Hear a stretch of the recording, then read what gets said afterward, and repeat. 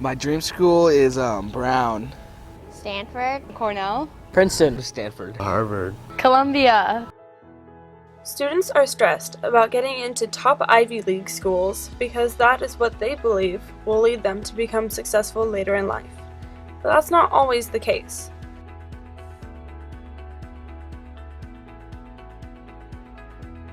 There's this terrible myth out there that is just crushing us, which is only a certain tiny set of colleges and universities matter. We have tremendous proof that that's not true. You know, we call it a college arms race, you know, this sort of trying to one-up the next person, get that extra point on the GPA or the extra point on the SAT, and do one more activity and so on so that I can get into the school.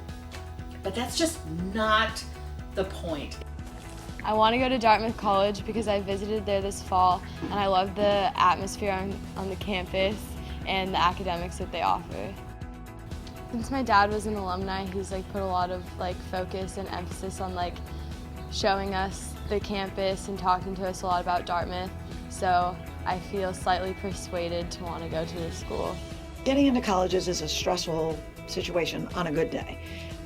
In the last 10 years, I would say it has become more and more stressful. Pressure both from the parents and schools in order to get into top colleges has become inordinate.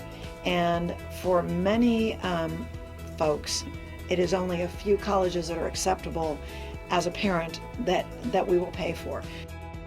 We think less of ourselves if we don't get into one of those top 20 brand name schools, okay? It's just terribly misguided thinking. We have this sense of, I've got to have the school that other people value. So when I'm wearing the sweatshirt or the t-shirt or the hat or putting that bumper sticker on my car, other people will think highly of me. And that's not the reason to choose a college. When I was picking out my colleges, I wanted a school that was good for chemical engineering. And when I was looking at the schools, Minnesota Twin Cities was the one that really popped out. The Ivy League schools, they're not, most of them aren't good for chemical engineering and they don't offer what I want to do. I think students care so much about getting into top colleges because that's all they know. And there are 3,900 colleges out there. There's a college literally for everyone. Where you went to college is not who you become. And when you look at very, very, very successful people, particularly in Silicon Valley, and you match them to which college from which they graduated, you'll be surprised. I've gone to great and not so great schools, and I can tell you a lot is actually not a function of the school. It's a function of you. It is your engagement, your confidence, sometimes your non-confidence, and still going for it. It is what you put into your life. 9 CEOs out of the top 10 companies in the San Francisco Bay Area never went to a nationally ranked college. In any school, you can do great. And by the way, there are quite a number of people that are incredibly successful in life because in the so-so school, they emerged as the cream of the crop. The lesson is, many things happen very randomly in life.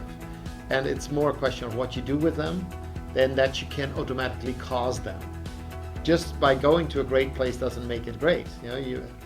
But you may be meeting a great person by accident and suddenly, it changes everything.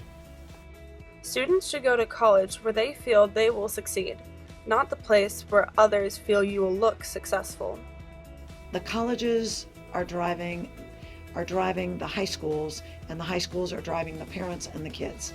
I think the high schools need to be speaking to the colleges to say we need a broader acceptance than just grades and test scores. Have passion for what you do. It's not a job, it's a mission. You're going to change the world, you're going to have impact, you're going to build the greatest product ever, you will provide the best service to some community. Whatever it is, do it with your heart and your mind and your full energy, and you're likely to find the pathway. If I was to say one thing to today's graduating seniors, it would be this. You are a person of worth and of value, regardless of your GPA or your test scores or your activities and so on. Regardless of which schools you applied to, which schools you were accepted by or rejected by, or whether you go to college or not, you are a person of worth and value simply because you exist.